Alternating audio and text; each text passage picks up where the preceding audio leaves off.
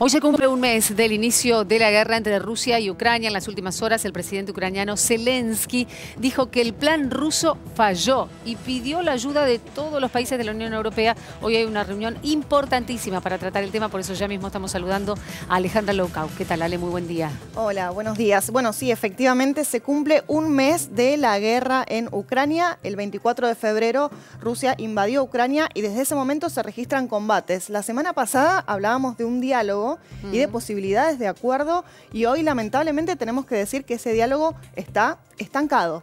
Porque de hecho se anunció esta gira que va a hacer Biden por Europa, de la cual vamos a hablar ahora, y quedaba lejana. Decíamos, bueno, pero si se está por acordar... ¿Para qué viaja el presidente? ¿Para qué viaja el presidente? Bueno, efectivamente pasó una semana y la guerra sigue, los combates siguen, Kiev sigue todavía con inconvenientes, con combates y también en otras ciudades. Pero bueno, Biden ¿sí? Efectivamente está viajando, ya está en Europa para realizar algunas reuniones. Y Ale, ¿qué pasa en el medio con el tema de la economía, con el tema de los bienes, de los commodities, del petróleo, digamos, de la energía que tiene Rusia en función de la provisión, el abastecimiento para todo el continente europeo?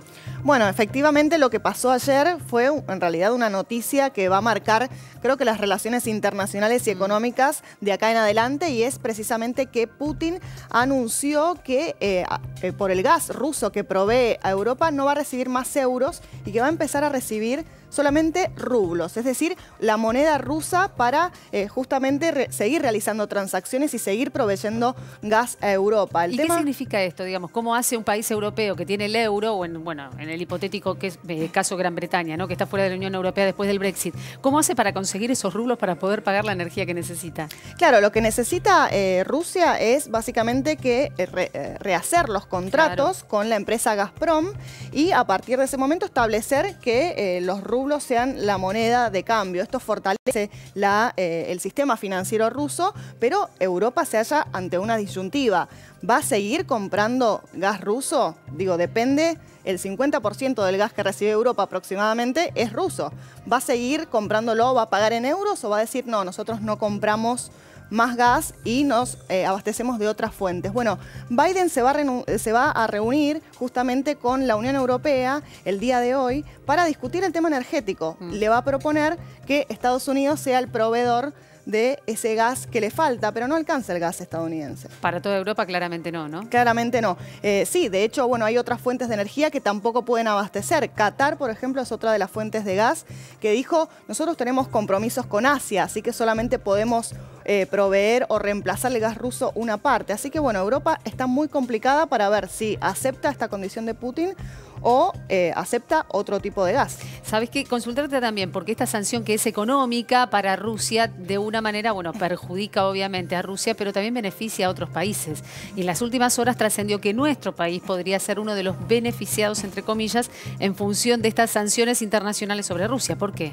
Claro, bueno, sabemos que por la guerra en Ucrania, los cereales que se producen en este país están bloqueados. ¿Por qué? Porque los puertos en el Mar Negro y en el Mar de Azov están bajo estado de guerra, y en ese sentido ya se sabe que el Ministerio de Infraestructura dijo que los puertos no estaban en funcionamiento. Entonces hay faltante, por ejemplo, de trigo, de maíz, que es lo que está provocando el aumento de los alimentos en todo el mundo. Claro. Y precisamente lo que está pasando, o lo que se acaba de conocer, es que España y Portugal van a recibir, a falta de ese trigo o de esos cereales ucranianos, van a recibir trigo argentino.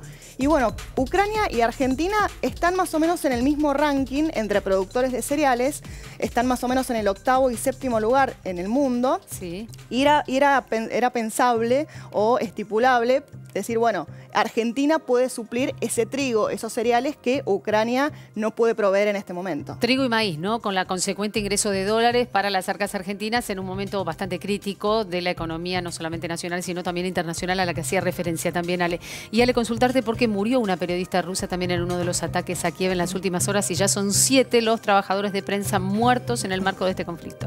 Sí, así es. Bueno, los trabajadores de prensa se hallan en muchos casos en zonas de batalla, en zonas muy complicadas en donde el Estado de Derecho, por supuesto, no existe, las garantías de seguridad no existen y lamentablemente tenemos que ir contabilizando fallecidos, trabajadores de prensa que en muchos casos están mostrando, bueno, lo que ocurre en el día a día, la gente que tiene que huir, la gente herida, los destrozos y demás. Así que sí, lamentablemente tenemos que decir que hay un muerto más, un trabajador de prensa más.